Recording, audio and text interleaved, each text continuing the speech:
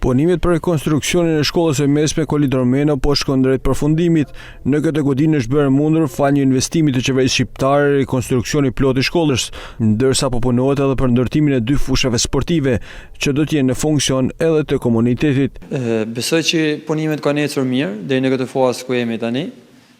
Pjesa mbrëmje, siç po shikoni edhe ju, po thuaj se 90% punimeve kanë përfunduar. Ka vetëm një pjesë e terrenit të jashtëm, 2 fushat janë të gati, por thjesht pjesa e trotuareve dhe stolave që do të bëhen. Tu është bën një rekonstruksion total i shkollës.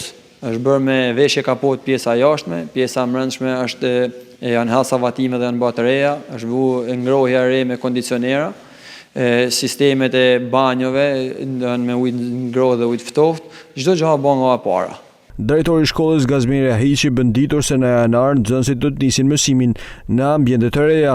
Ashtu siç e kemi realizuar edhe vjet, me shkollën me gjimnazin me kohë të plotë jemi tek shkolla Lilaçaj, ndërsa me gjimnazin me kohë të pjesshme jemi tek shkolla Dëshmorët e Prishtinës. Besojmë që vitin e ardhshëm, kalendarik në janar, bëhemi gati për të zhvendosur nga shkolla ku jemi të vazhdojmë këtu. Kanë ardhur edhe bankat dhe pjesa tjetër materialeve.